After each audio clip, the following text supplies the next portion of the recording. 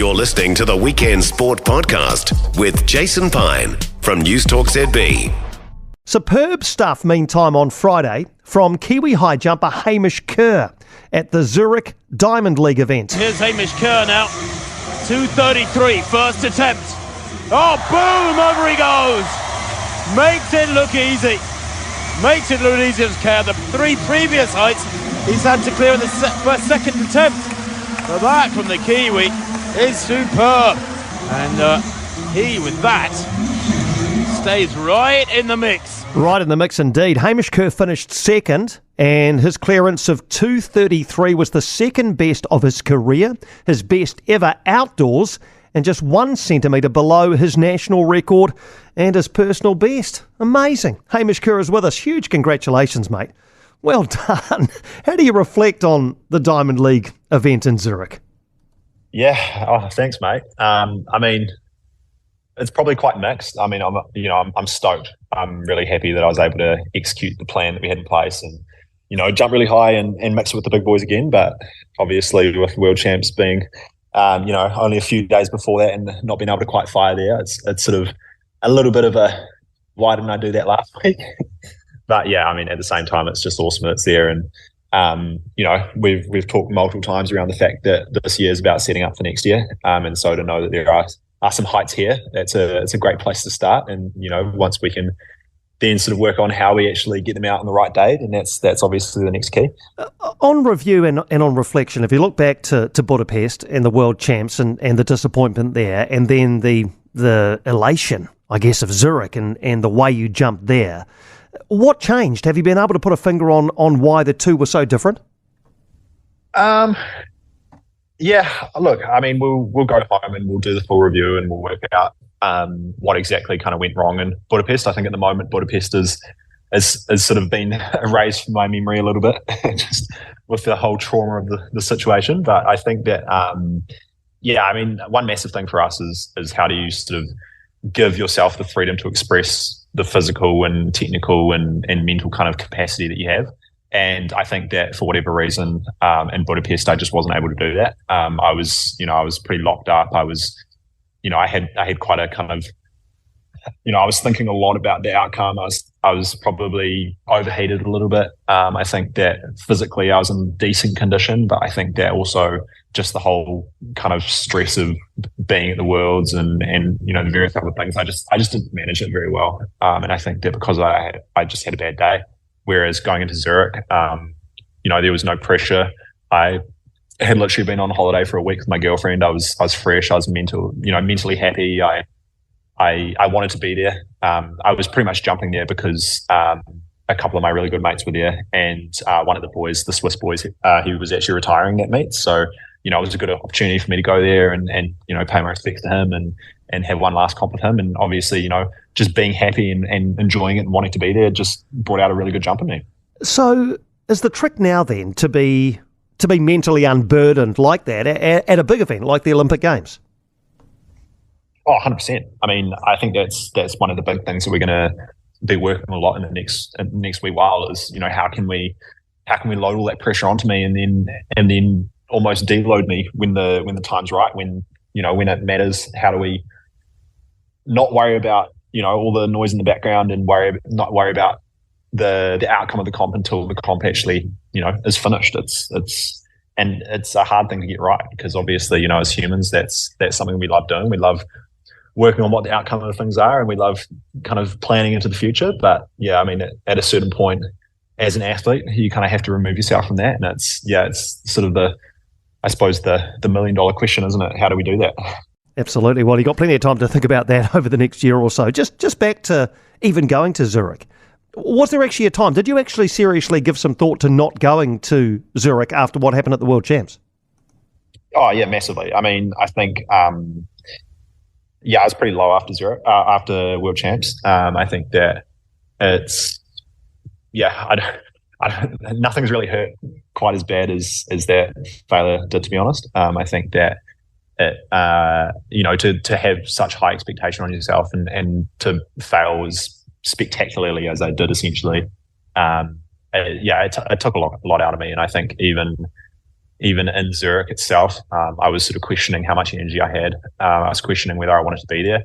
And, I'm just glad that I listened to the part of me that said that I should be there and I should just continue on.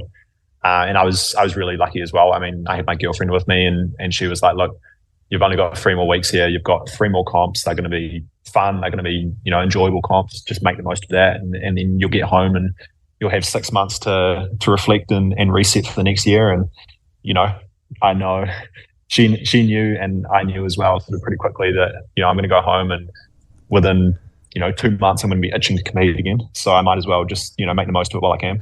Well, you sound like you found the right one there. You need to hold on to her. She sounds like she's got 100% common sense. How much confidence does this give you now as well, Hamish, to know that you've got what it takes to bounce back from adversity if and when that should arise again?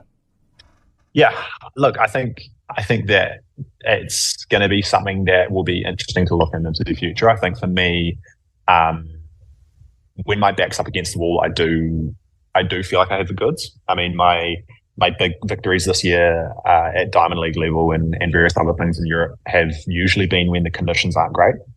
I won my first Diamond League event in Stockholm, and that was 12 degrees and pissing down with rain. I did a high jump competition in Germany, which was pretty much everyone that World Champs finals last competition before the World Champs, and I won it because it was raining.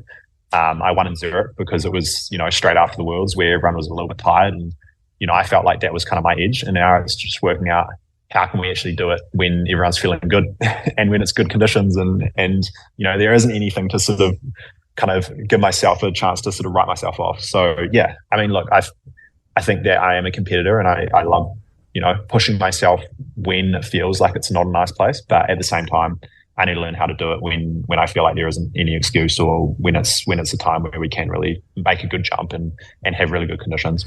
Well, the other thing this has done is qualify you for next year's Paris Olympics. You've officially cleared the qualification height, so your path to Paris is now clear. But what does that path look like between now and then? What will the next 11 to 12 months consist of for you?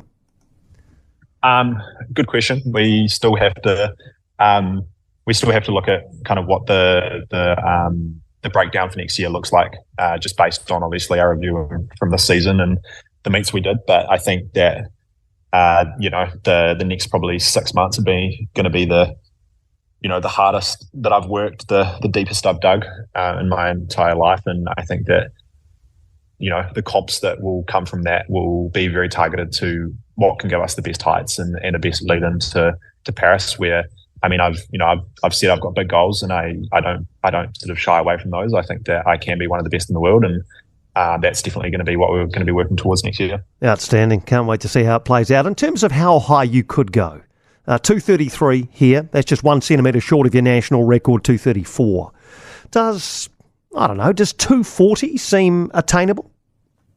Yeah, I think it is. Like, I think that it's not attainable right now, if I'm going to be honest. I think that there's still some stuff physically that we need to sort out. I think there's a lot of stuff mentally, a lot of stuff kind of process related, I suppose, that we need to sort out. But at the same time, I think that we've got the know-how of the team, and I've got the body that we will be able to shape to be a 240 high jumper. So yeah, look, I think probably within 3 years, that's something that we can be really realistically talking about. And yeah, I mean, if I did that, I'd be putting myself into kind of territory that not many people in history have ever done. And so that's going to be something that's pretty cool. Yeah, rarefied air indeed. And good to know that you're looking beyond Paris as well to the next Olympic Games too. But, let's bring it back to the present. You mentioned a couple more meets before you can get home to New Zealand. You're still planning on doing those, a couple more high jump events before you come home? Yes, there is. Yeah, a good performance in Zurich doesn't change my thoughts on how excited I am to get home. But no, I'm actually competing in Berlin in tomorrow. So tomorrow my time, which is kind of overnight Monday US time, I think. And then I just hang around here for a couple of weeks before heading to Eugene, which is in Oregon in the US, and that's where the Diamond League final will be held. And so that will be our last competition for the season. And then, heading home, I land on the 20th of September, which I am counting down the days for sure. I bet you are. Mate, congratulations again on Zurich. It was just such a delight to see you do that on Friday morning our time, Thursday evening for you, especially off the back of what happened at the World Champs in Budapest. All the best for the remaining 2 meets before you fly home. Look forward to catching up again as we head towards Paris. Awesome. Thanks heaps, mate. Really appreciate you taking our call, Hamish. Thanks, mate. Hamish Kerr, fast becoming one of my favourite athletes to interview. I love his honesty. I love his openness, his vulnerability, and the fact that he bounced back from the disappointment of the World Champs and said, no, you know what? I can do this, and did. 2:33 in Zurich. Look out for him at the Paris Olympics next year. For more from Weekend Sport with Jason Pine, listen live to News Talk ZB weekends from midday or follow the podcast on iHeartRadio.